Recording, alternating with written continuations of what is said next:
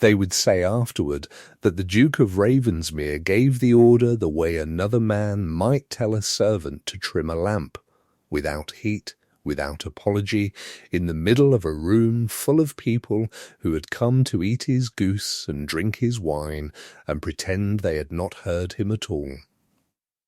It was the 23rd of December, and the great hall was hung with holly and lit against the early dark. And the frost had come down that afternoon so hard that the mullioned windows wore it in feathers, and into that warm, bright room he spoke the coldest thing that had been said under his roof in living memory. "You will sleep in the cold this Christmas," he told his wife, not troubling to turn his head fully toward her, his eyes on the woman at his other side. "The good rooms, the ones that hold the fire, those are hers now, for as long as she cares to keep them. See that no grate is laid for you in the north wing." A woman who brings so little warmth into a house can hardly miss what she has never learned to give. There was the particular silence that follows a thing that cannot be unsaid. The sort of silence in which 24 people discover an urgent interest in their plates, and into it Eleanor, Duchess of Ravensmere, set down her spoon with a small clean sound, folded her hands in her lap, and said nothing whatsoever. She did not colour. She did not look at the woman beside him, Mrs. Aurelia Vane, who wore the Duchess's own shade of garnet as though she had been measured for the room. She looked instead at the candle nearest her hand, at the steady, untrembling flame of it, and something in the set of her shoulders went very still, the stillness of a person doing arithmetic that no one else can see. The Duke had expected, if he had expected anything, a flush, a word, the small wet weakness of a woman shamed.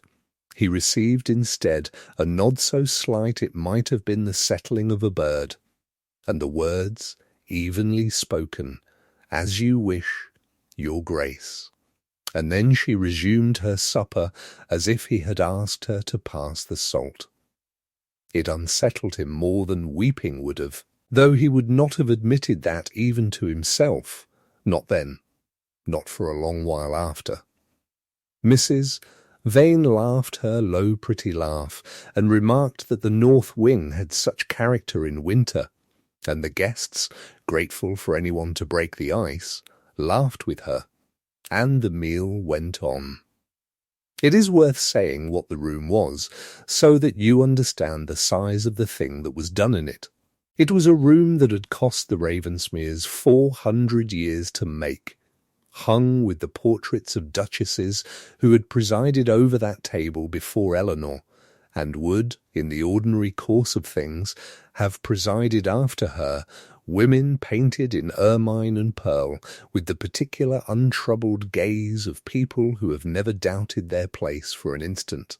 And beneath their painted eyes a living duchess had just been told in front of the county that her place was forfeit, and her warmth withdrawn, and her rooms given to another woman as one gives a bone to a favoured dog. The candles were the best wax, not tallow. The plate was gold. Every appointment of that room announced permanence and rank and belonging. And into all of it the Duke had spoken 3 sentences that unmade his wife's belonging as neatly as a man unpicks a seam. And the terrible smoothness of it, the way the meal simply flowed on over the wound as a river flows over a drowned thing, was itself a kind of second cruelty, worse in its way than the first. Eleanor observed the flowing on with the detachment of a woman watching weather. She poured for her neighbour. She answered a question about the frost. She did not once look at the empty painted eyes of the duchesses above her, though she felt them, and she did not once look at the man who had married her.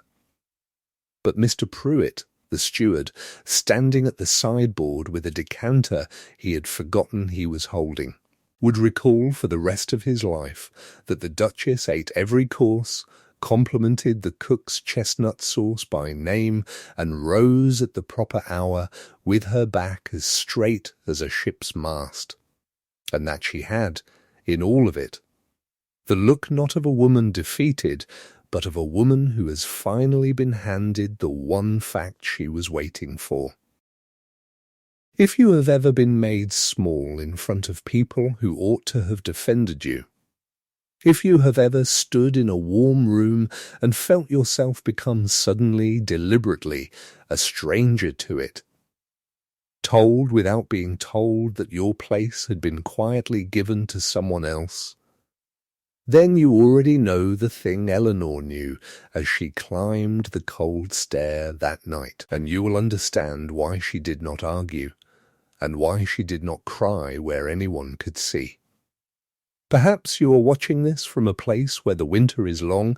If so, I hope you will tell me in a word where you are. And stay a while, because this is a story about warmth, and about how long a person can go without it before they decide, very calmly, to stop asking. Eleanor climbed to the north wing with a single candle and a maid too frightened to speak, and she found the room exactly as her husband had commanded it, the grate swept bare and cold, the sheets damp with the particular chill of a chamber that has held no fire since autumn, the window furred with frost on the inside of the glass. She sent the maid away with a kind word so that the girl would not be blamed. She did not ring for coals she knew would not come. She took off neither her gown nor her rings, but wrapped herself in her travelling cloak, the plain grey one she had worn as a bride, and she sat down in the one hard chair to keep from lying in the cold bed, and there alone, with no one to perform for, and no one to see, she permitted herself one thing, and one thing only. She pressed the back of her hand once, briefly, hard against her mouth, and she shut her eyes, and she let the ache move through her the way frost moves through a pane, entire and silent. And then she took her hand away, and opened her eyes, and did not do it again. That was all. That was the whole of her grief, spent in the dark of the coldest room in the house, and by the time the candle had burned down an inch, she was no longer grieving, but planning, which is a different and colder fire, and it did not go out. She thought, sitting there, of her father, who had taught her that there is no situation so bad that a clear head and an accurate accounting cannot improve it, and who had died proving the exception to his own rule, and she found that she was not afraid, which surprised her a little, and then did not surprise her at all. Fear, she understood, is what you feel when you do not know what will happen next, but she knew exactly what would happen next, because she had decided it, and a decided woman is a fearless one. She counted her resources the way she would have counted a tenant's, honestly, without flinching from the small figures. She had no money to speak of, a little put by from the sale of some books, enough for a coach fare and a fortnight's lodging, and no more. She had no family, no patron, no friend of rank who would risk the Duke's displeasure to shelter her, but she had, entire and unmortgaged and belonging to no one but herself, the one asset her father had left her, which was the ability to walk onto any ill-managed acre in England and make it pay, and she knew, as few gentlewomen in her position could ever know, that she would not starve. Because competence, real competence, the kind you can prove in a wet field with a pole in your hand, is a thing the world always has need of and can never quite manufacture. So she sat in the cold and made her plan the way she made everything, carefully, in order, without waste. And when it was done, she folded it away in her mind as neatly as she had folded her father's last letter, and she waited for the grey, and she was, God help her, almost at peace. She had married him 3 years before, and she had married him for reasons that everyone in the county understood and no one thought it polite to name aloud, which was that her father, Josiah Vane, no relation to Aurelia, but a name she had learned to be quietly grateful, was common, had been a land agent of great skill and greater trust, who had ruined himself standing surety for a friend, and had died, leaving a daughter with an excellent mind, a modest face, and not a shilling of dowry beyond the one thing no one thought to count. Eleanor had been raised at her father's elbow across the estates he managed, and she had learned drainage the way other girls learned embroidery, had learned it in wet fields with a pole in her hand and mud to her knees, had learned rents and reversions and the difference between a coppice worth cutting and one worth keeping, had learned to read a ledger the way a physician reads a pulse, finding the fever 3 pages before it shows. When the old Duke died and left his son an estate that looked splendid and was quietly hemorrhaging, and when the young Duke, cold and proud and lately made a fool of by a woman he did not speak of, needed a wife who would not cost him feeling, some careful person had put the two together, and Eleanor had gone to Ravensmere with her books and her plain grey cloak and no illusions at all, or so she had told herself. The Duke, Julian, had married her because she asked nothing of him, and for 2 years she had asked nothing, and the estate that had been bleeding had quietly, invisibly, stopped. He did not know it was she who had stopped it. He thought his steward more capable than he had been.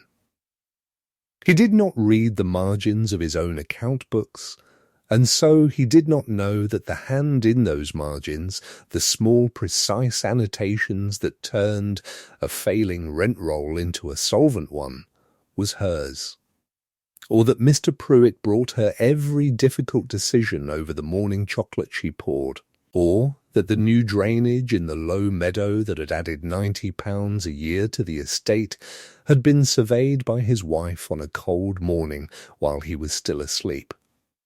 She had done it not to be thanked, for she had long since stopped expecting to be thanked for anything, but because a thing worth doing was worth doing well, and because the tenants, who could tell competence from rank at 50 paces, had begun to call her by her name in the lane, and that had been, for a while, enough. There was a particular kind of respect she had earned that no title had ever conferred on her. The respect of people who work the land for people who own it, and who know to the ounce the difference between a master who understands their labour and one who merely profits by it.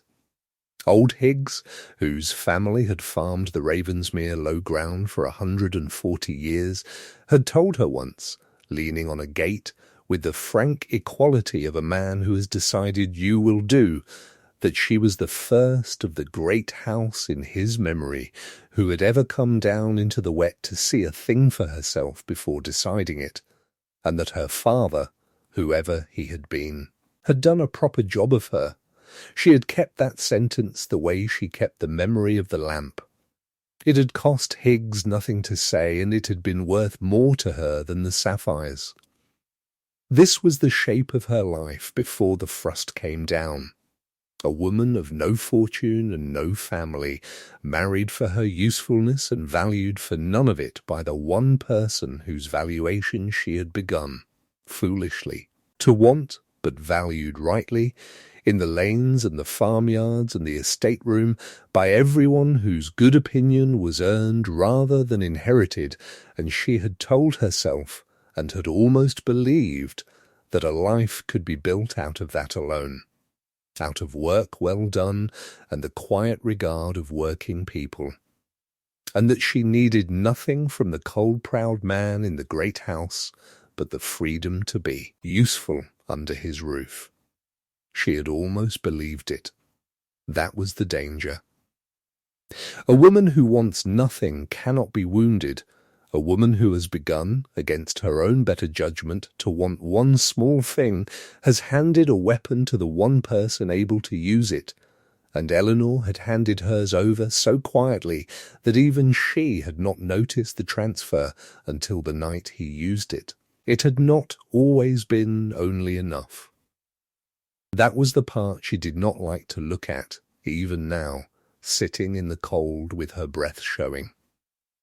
Somewhere in the second year a thing had begun to grow in her that she had been too sensible to name, and she named it now only because naming it was part of putting it down. She had begun to hope. It had been small, the hope made of small things, the way all the dangerous hopes are. He had once, finding her reading late, brought her a lamp without a word and set it at her elbow, and gone away. And she had kept the memory of that lamp for a month. He had begun, at some point she could not fix, to say we of the estate instead of I, we shall drain the low meadow, we shall wait on the timber, and she had heard the pronoun each time the way a person half asleep hears a bell. He had kept, she knew, because a housemaid had told her, a book she had lent him, a dull book of agricultural figures she had marked up in her own hand, and he had not returned it, and she had let herself believe he had not returned it because he was reading her, in the only language she had ever been fluent in. She had begun to set a place for hope at the table of her days, and that, she understood now with a clarity that was almost restful, was the true injury of the night just past. Not the cold room, not the woman in garnet. The cold room she could survive. She had survived colder. What she could not survive, what no amount of drainage or ledger work could repair, was the discovery, made in front of 24 witnesses, that the hope had been hers alone, unshared and undefended, and that when the moment came for him to stand between her and a public unkindness, he had not merely failed to stand. He had been the one to strike. A hope that is only ever mine, she thought, is not a hope. It is a debt I have been paying to a man who does not know he owes me anything. And a debt, unlike a hope, can be closed. There was a mercy in the clarity, if she was honest. For 2 years she had lived in the small, perpetual discomfort of not knowing where she stood, of reading a lamp brought unasked and a pronoun changed and a book unreturned, and wondering, against her own nature, whether they meant what she wished them to mean. And uncertainty of that kind is a slow, cold rain that soaks a person through more thoroughly than any single storm. The night in the north wing had ended the rain. She knew now, entirely where she stood, which was outside, in the frost, with the warm rooms given to another woman, and knowing was better than wondering, even when the thing known was terrible, because you cannot pack a bag against a doubt, but you can pack one against a fact. She rose from the hard chair as the first grey came into the frosted window, and she was calm, and she was decided, and she began, quietly, to pack, taking only what was hers by right and by making, and leaving, with a care that was almost tenderness, and was in truth its opposite. Everything that had been given to her by a family that had never once given her the one thing she had come to want, which was to be defended. By morning, she was gone. There was no scene, no letter left propped theatrically on the mantel of a cold and fireless room, no servant awakened to carry trunks. There was only, when the house rose to its Christmas Eve bustle, the slow-spreading knowledge that the Duchess's small trunk was gone from the north wing, that the plain grey cloak was gone from the peg that the stableman had before light, harnessed the old gig at the mistress's own quiet request, and driven her himself to the crossroads to meet the northbound mail, and had come back with his hat in his hands and a look on his face that dared anyone to ask him a question. She had taken almost nothing. She had left every jewel the family had given her laid out on the dressing table of the warm rooms. The rooms that were the mistress's now, arranged neatly for their new tenant to find, which Mrs. Vane discovered when she went up in triumph that morning and stood among the garnets and the pearls and the sapphire drops, and felt for the first time, and to her own great annoyance, something that was not triumph at all. Eleanor had taken her books. She had taken the ledgers that were by law and by right the estate's, but she had left in their place a fair copy of every account, complete to the farthing, in her own clear hand, so that no tenant would suffer and no debt would go unpaid for her leaving, and it was this, more than anything, that undid Mr. Pruitt when he understood it. That she had, in the act of walking out of a house that had humiliated her, taken care that the house should not stumble. The Duke was told at 11. He was told by Pruitt, who stood very straight and reported the facts and offered no opinion, because a good steward keeps his opinions the way he keeps the good silver, out of sight and only for the family. The Duke heard him out and said, "She will be at her aunt's, I suppose. Send after her when the road's clear." And Pruitt, who knew that Eleanor had no aunt, no living soul in the world to go to, said only, "Yes, your Grace," and went out and left him with the news. And the Duke returned to his correspondence and told himself he was not disturbed, and got through 4 letters before he realized he had signed the 4th one wrong, with a name he had not used in years, and sat looking at it for a long time while the frost thickened on the window. The household knew before he did what had truly happened, in the way that households always know the important things first, from the bottom up, because the people who lay the fires and empty the grates and carry the water see the true weather of a house long before those it belongs to. The maids knew. The cook knew, and wept into her pastry, and would not say why. The stableman who had driven her knew most of all and said least, and when Mrs. Vane, sailing into the good rooms that morning with a proprietary air, rang for him to explain the Duchess's whereabouts, he came, and stood and answered every question she put to him with a wooden, scrupulous truthfulness that gave her not one particle more than the bare words required, and left her, at the end of it, knowing exactly what had occurred and understanding none of it. Which is the peculiar helplessness of a person served by people who despise her. For there is a loyalty that servants give to rank because they must, and there is another kind, rarer, that they give to worth because they choose to, and the second kind cannot be commanded, cannot be bought, and cannot be transferred with a set of rooms.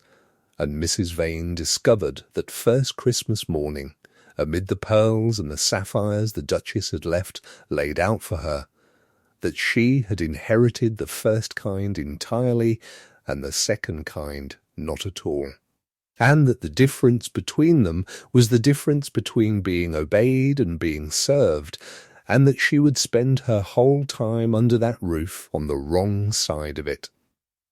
She put on one of the shawls anyway. It did not warm her. Nothing in those rooms would warm her, though she would not understand why for a long time, and the Duke, 3 floors below, signed a 4th letter with a name he had spent years teaching himself to forget, and did not yet understand it either. Christmas came and went at Ravensmere that year with all its forms intact and all its warmth gone out of it, which is a thing that can happen to a house as surely as to a person. The candles were lit and the goose was carved and Mrs. Vane presided at the foot of the table in the Duchess's place, wearing, because she could not help herself, one of the Duchess's own shawls, and the guests were merry, and it was, everyone agreed, a most successful Christmas, and it was the emptiest week the Duke could remember. He did not, at first, understand why. He put it down to the disruption of the household, to the inconvenience of a duchess absconding at an awkward season, to the tedium of Mrs. Vane's laughter, which he had once found charming, and now found at close and constant quarters a sound rather like a spoon dropped repeatedly on stone. It was only when the guests had gone, when the house emptied into January and the true cold set in, that he began to notice the shape of what was missing. And he noticed it, characteristically, not through his heart, which he had trained for years to feel as little as possible, but through his account books.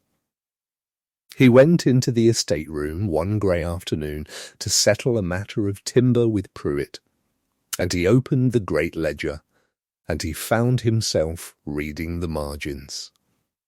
He had never read the margins before. He read them now the way another man might read a letter from a woman he had wronged, slowly, and then again, and then with a kind of dawning and dreadful attention, because the margins were full of a small, precise hand he did not recognize, and yet knew at once, and the hand had been running his estate for 2 years. Wait on this rent till Lady Day. One note read, Higgs lost a cow and will pay double gladly in spring if not pressed now. And beside a column he had thought he understood, this coppice cut too soon last time, let it stand 3 years, the difference is here, and a sum, and the sum was right. He turned the pages. She was everywhere in them. Every solvent thing in his solvent house had her fingerprints on it, and he had thought himself a competent man, had prided himself on it, and he saw now, page by cold page, that he had been competent the way a man is warm who stands near another's fire. Pruitt, he said, and his voice was not quite steady. Whose hand is this? And Pruitt, who had waited 2 years and a great humiliation for the question, looked at him levelly and said, Her Grace's. Your Grace. It has been Her Grace's since the 2nd winter. I did wonder that you never asked. The Duke closed the ledger. He did not say anything for a while. Outside the window the frost held the garden in its grey fist, and the low meadow that her drainage had saved lay white and silent, £90 a year and not a word of thanks. And he understood, sitting there, that he did not know the first true thing about the woman he had married, except that he had sent her to sleep in the cold, and that she had left him a fair copy of every account before she went. He took to reading the ledgers at night, when the house was still, the way another man takes to drink. He would carry a branch of candles into the estate room and open the great books and read the margins hour after hour, and it was, he came to understand, the only correspondence he would ever have from her.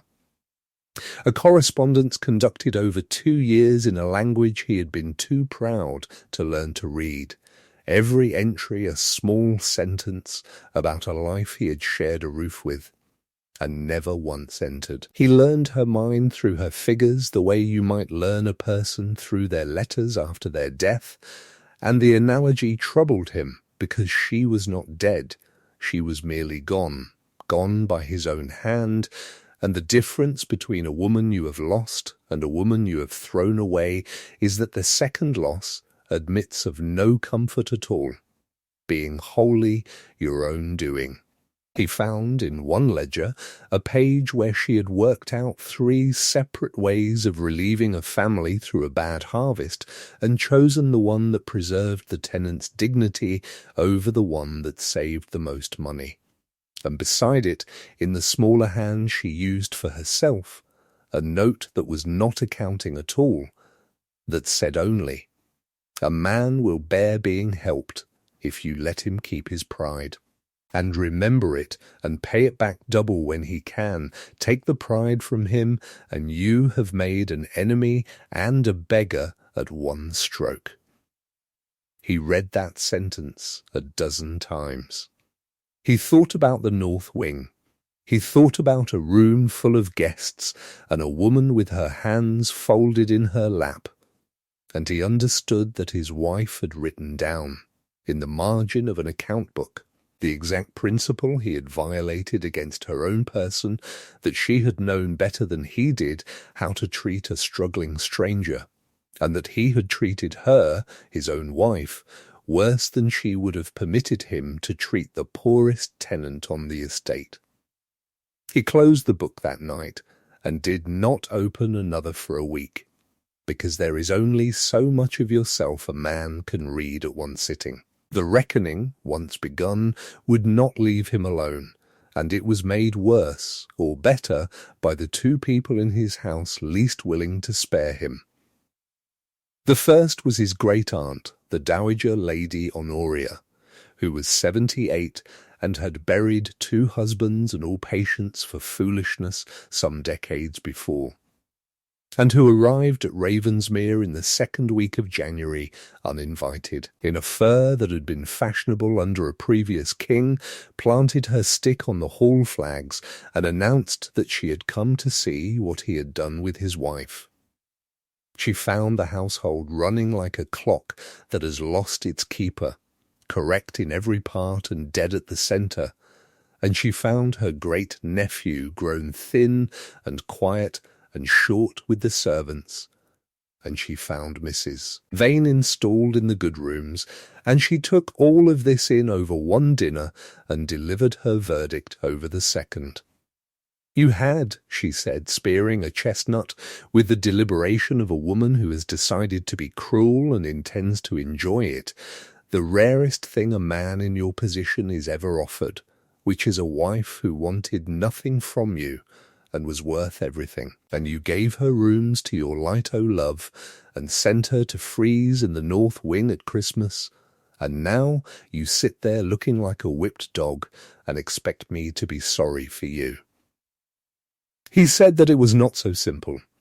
"It is exactly so simple," she said. "You were made a fool of once, years ago, by a woman who deserved to be forgotten.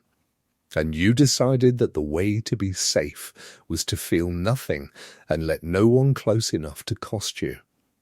And you found a good woman, and you kept her at arm's length for 3 years so that she could never do to you what the other one did, and when she began, God help her, to warm to you, you got frightened, and you did the coldest thing you could think of to prove to yourself you did not care. You are not cold, Julian. You are a coward who has learned to call it coldness because it sounds better. There is the whole of you, and it took me one dinner." He did not answer her, because there was no answer, and she saw that there was none, and she softened not at all. But she added, before she rose, "She is not with an aunt. She has no aunt. Wherever she is alone, and she is managing, because managing is what she does, and you will grow old in this beautiful cold house with that vain creature's laugh in your ears, and it will serve you exactly right, unless you find her, and unless, having found her, you have become a man worth the finding." The second truth-teller was smaller, and asked her question with no cruelty at all, which made it worse.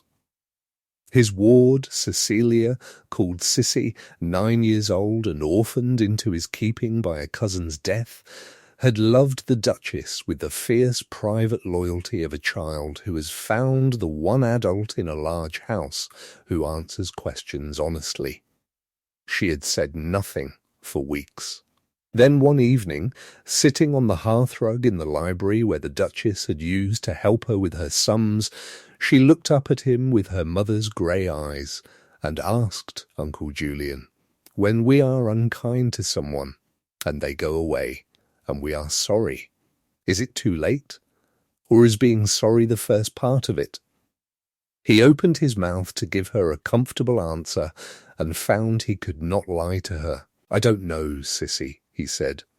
"I think being sorry is only the first part. I think the rest of it is a great deal harder." And she nodded, satisfied as though he had passed a test, and said, "Then you had better start the rest of it," and went back to her sums and left him staring into a fire that Eleanor had taught the maids to lay properly, in a room that Eleanor had made warm, feeling for the first time the full and exact weight of what warmth costs and who had been paying for his. The child, he came to see, had been the household's other account book, keeping in her own way a truthful record of who was kind and who was not, and her ledger did not balance in his favour. She had asked, in the weeks after, a series of questions with the terrible economy of the young, questions he could not answer without indicting himself. Why did the Duchess have to sleep where it was cold when there were warm rooms? Whether being sorry counted if you were only sorry after the person could see how much you needed them. Whether Mrs. Vane was going to be her new aunt, asked in a voice so carefully neutral that its neutrality was itself an accusation. And once, worst of all, laying down her slate, whether the Duchess had gone away because of something Sissy herself had done, whether she had not been good enough, and the Duke had knelt down then, on the hearthrug, and taken the child by both shoulders, and told her with an urgency that surprised them both that it was nothing whatsoever that she had done, that the fault was entirely and only his, and Sissy had studied his face with those grey eyes to see whether he was lying to comfort her, and had decided, after a moment, that he was not, and had said gravely, "Good, because I did not want it to be my fault. But it is quite bad that it is yours." Out of the mouths of children, the Dowager remarked when he told her, "Come the verdicts we have paid barristers to avoid."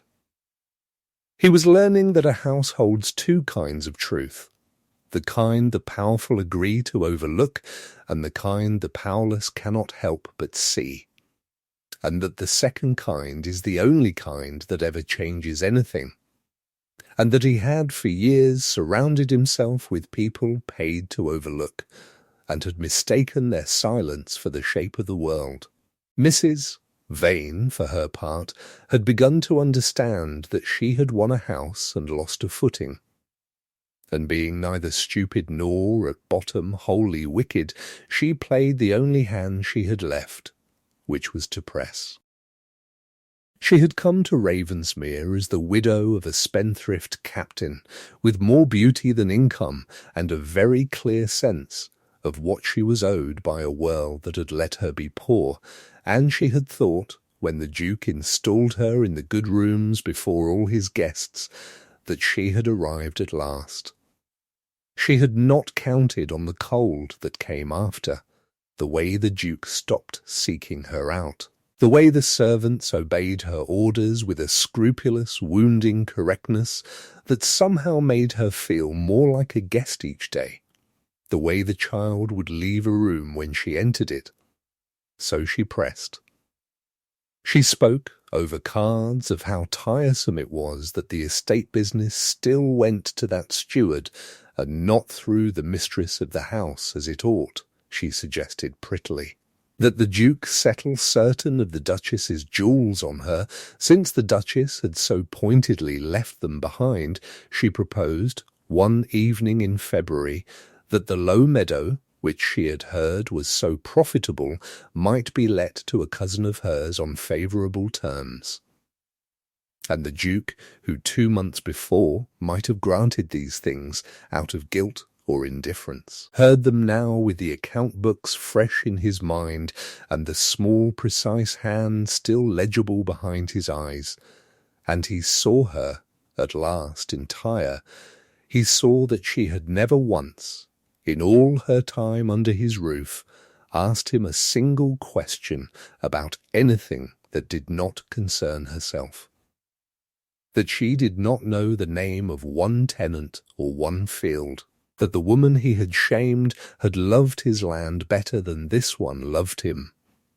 The low meadow is not to be let, he said, and the jewels are the duchess's, and will remain the duchess's, and the estate business will go where it has always gone, which is to the person who understands it. Mrs. Vane looked at him a long moment, and to her credit she did not pretend to misunderstand. "You mean to fetch her back," she said. "I mean," he said, "to try to become a man she could bear to be fetched by, which is a different and longer errand. You will be more comfortable in Bath, I think. I will see that you are provided for. But you will not be provided for here." She went to Bath in March, with a settlement more generous than she deserved and less than she had hoped, and she took. On the way out, one last long look at the good rooms, and found in herself, surprisingly, no wish to have kept them. They had never once been warm to her, she realized, and she had never understood why. And she would not have understood if she had stayed 100 years, that a room is only ever as warm as the welcome in it, and that the welcome had left on the northbound mail at Christmas. Finding her took him until April, because Eleanor did not wish to be found, and a woman who has managed estates knows precisely how to disappear into the ordinary world without leaving a rent roll's worth of traces.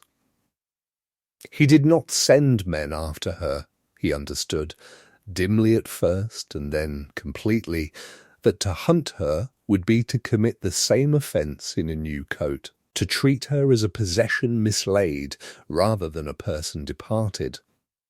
Instead, he did the slow, unglamorous work that the dowager had set him and the child had confirmed, and he did it at first with no expectation of reward, which was, though he did not know it, the only way it could have been done rightly.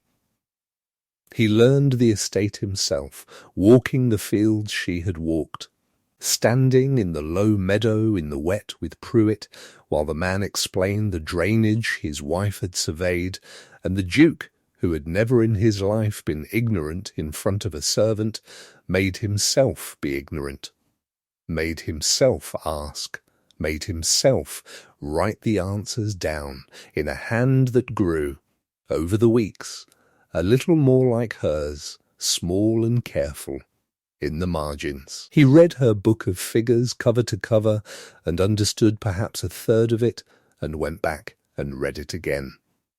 He learned the tenants' names. He sat in his own kitchen and let the cook tell him what the Duchess had done for the scullery maid whose mother was dying, quietly at her own expense, and never a word said. And it was through the estate, in the end, that he found her, because the world of Goodland agents is small, and because he had at last learned enough to move in it, and word came to him in the last week of April, by a roundabout and honest channel, that a widow, calling herself by her mother's maiden name, was managing a run-down property in the next county but 3 for an absentee owner, and had in 6 months turned it from a scandal to a going concern, and was spoken of by the tenants there already by her Christian name. He knew it was she before he was told her name. He knew it the way you know a hand you have read for 2 years. He did not rush to her. He wrote first one letter, and he tore up 11 drafts of it before he sent the one that had no excuses in it at all. That said only that he had read the margins, that he understood now what he had had and what he had done, that he did not ask her to come back, that he asked only whether she would permit him to call once as a man and not a duke, and that if she said no, he would trouble her no more.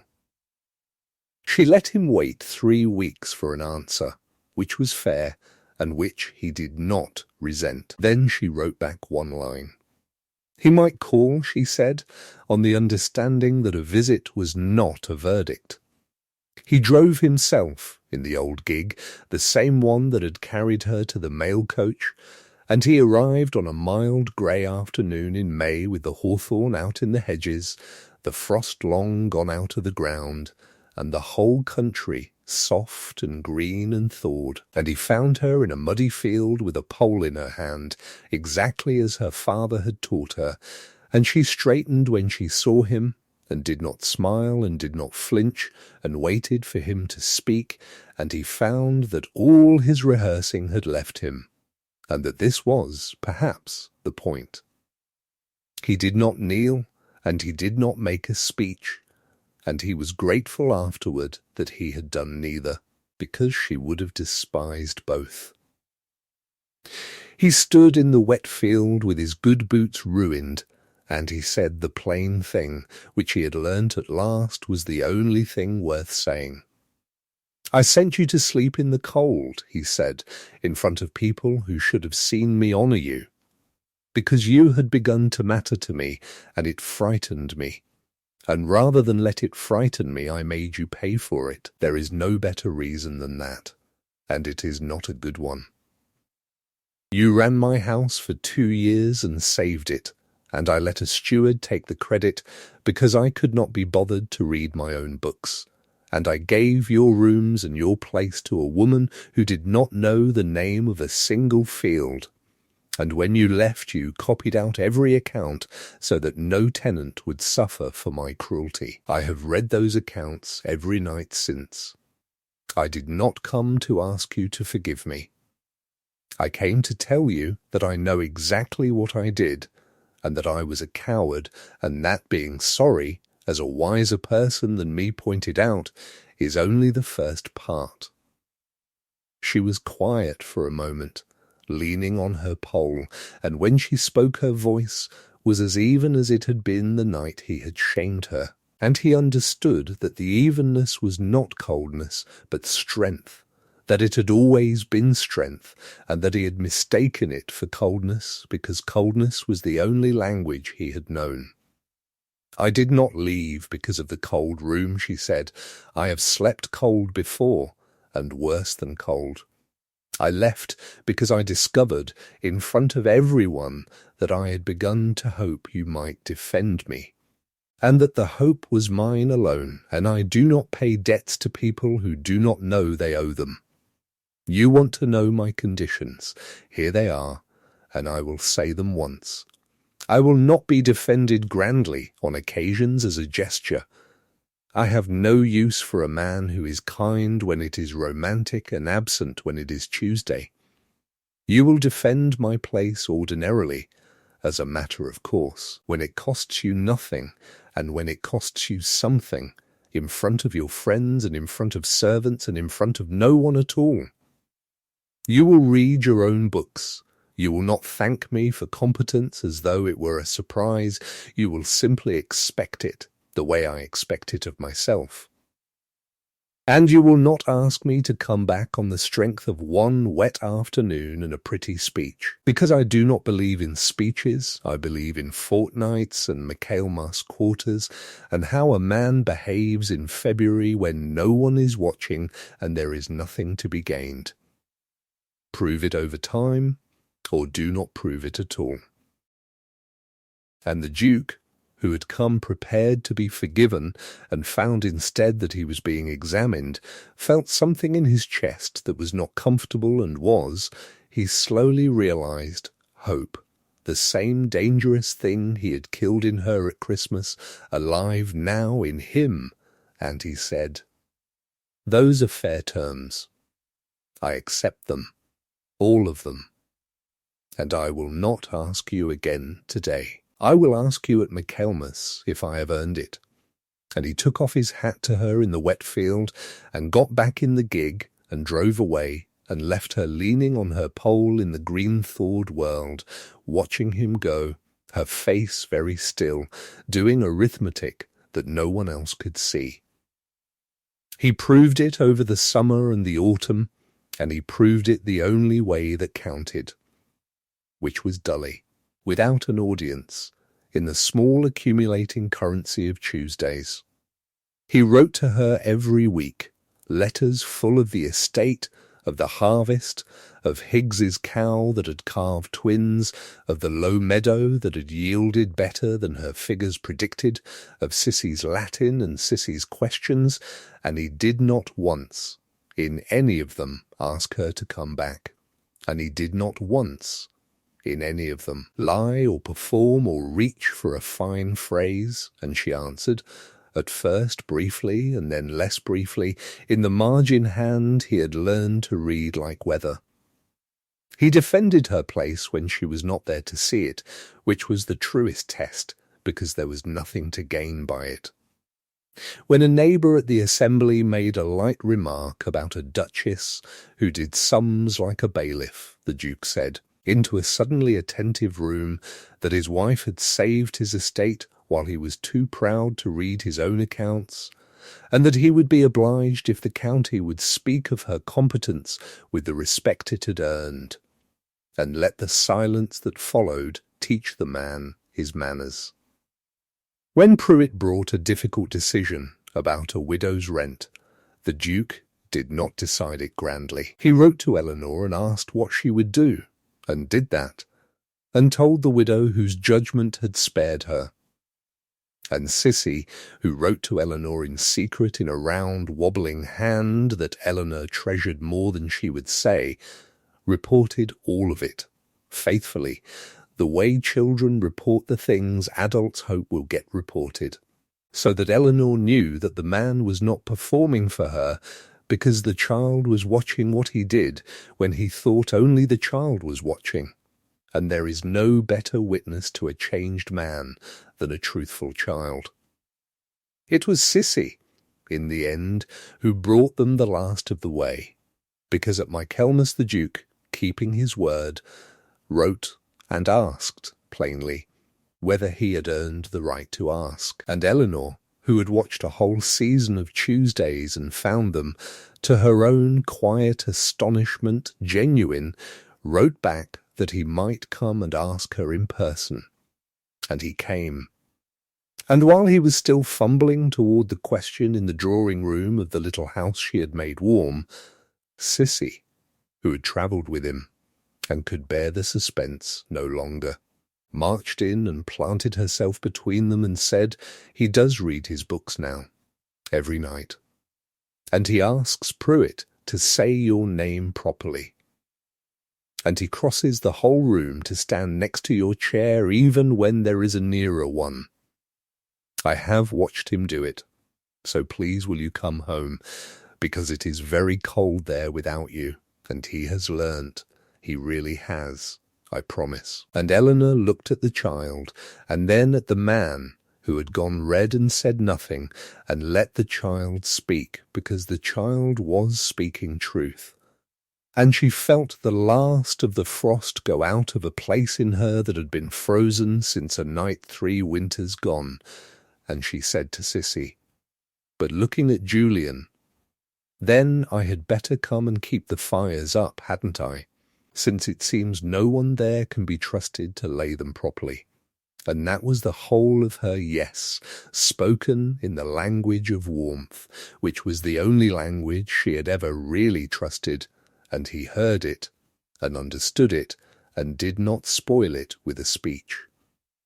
She came home to Ravensmere in the first week of Advent, and the house, which had been correct and dead, came back to life the way a fire does when a competent hand finally attends to it, not all at once, but steadily, from the centre out. She did not come back to the good rooms, she asked instead, for the north wing, the cold rooms where she had spent that last bitter night. And when the Duke began to protest, she stopped him with a look and said that she would have those rooms, and that he would understand why in time. And he had learned enough by then to trust her arithmetic over his own comfort. And so the north wing became the Duchess's apartments, and the good rooms became the guest rooms, and the household adjusted, and only Pruitt, perhaps, understood that a wound was being deliberately turned into a monument, that she meant to live in the place of her humiliation and remake it, day by day, into the warmest rooms in the house, as a permanent and private answer to the man who had once sent her there to freeze. And so it was that when the first Christmas came round again, the Duke of Ravensmere did a thing that the household would tell and retell for the rest of their lives and pass down to servants not yet born, until it became, as the best family stories do, less an event than a law of the house. On the morning of the 23rd of December, the anniversary of the night he had commanded that no grate be laid for his wife, the Duke rose before the servants, before light, before even the boot boy, and went himself to the north wing, to the Duchess's rooms, and knelt at the cold grate with his own hands, and laid the fire, and lit it, clumsily the first year, and better each year after, and stayed on his knees before it, feeding it, until the chill was gone from the room, and the frost had melted from the inside of the glass, and the whole chamber was warm, so that when Eleanor woke it was to warmth, and to the sight of her husband the Duke, on the hearthrug in his dressing-gown, with soot on his hands, tending her fire like the lowest servant in his own house. And this he did every Christmas of their lives, and would let no one else do it, not in the year their son was born, nor in any year after. And when the boy was old enough to ask why his father, a duke, laid a fire with his own hands like a footman, it was Eleanor who answered him, drawing him against her in the warm room with the snow at the window, and she said, "Because a long time ago your father told me to sleep in the cold, and I did, and it taught us both something we have never forgotten, which is that warmth is not something you are owed and not something you command. It is something you get up in the dark and make, with your own hands, for the person you have chosen, every single day, whether anyone is watching or not." And the Duke, on his knees at the grate, did not turn round, but they saw his shoulders still, in the particular stillness of a man doing arithmetic that comes out, at last, and after everything in his favour, and the fire caught and held, and the room grew warm, the story of it passed into the family the way the best stories do, worn smooth by retelling until its edges became a kind of teaching. The son grew, and a daughter after him, and in time there were grandchildren who knew the tale of the cold Christmas before they knew their catechism, who knew that once, long ago, a proud man had told his wife to sleep in the cold and give her warm rooms to another woman, and that the wife had gone away without a word and taken nothing but her books and left the accounts in perfect order, and that it had taken the man a whole winter and a whole spring and a whole set of Tuesdays to become someone she could bear to come home to, and that he had knelt at her grate every Christmas of his life afterward to lay her fire with his own hands, and would let no one do it for him, not to the very last Christmas of all, when he was old and his knees would barely bend and the boot boy had to help him up from the hearthrug, and he laid it anyway and lit it and sat and watched it catch. The dowager lived to see the first 3 of those Christmases and pronounced herself satisfied, which from her was an outpouring of sentiment, and Mrs. Vane married. in Bath, a comfortable clergyman who never once told her she was second to anyone, and was, in her own small way, and rather to her surprised content, Mr.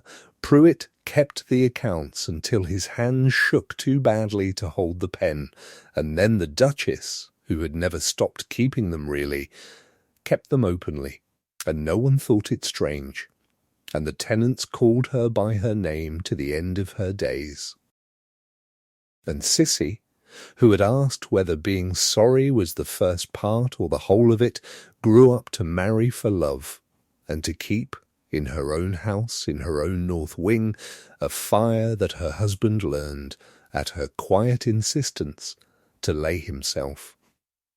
So that the thing the Duke had done in cruelty on the coldest night of one December became, over the long warm years that followed, the deepest law of the family and the surest sign of its love, and it was, everyone agreed, for all the years that anyone at Ravensmere could remember, the warmest house in the county, and the coldest room in it had become the very heart.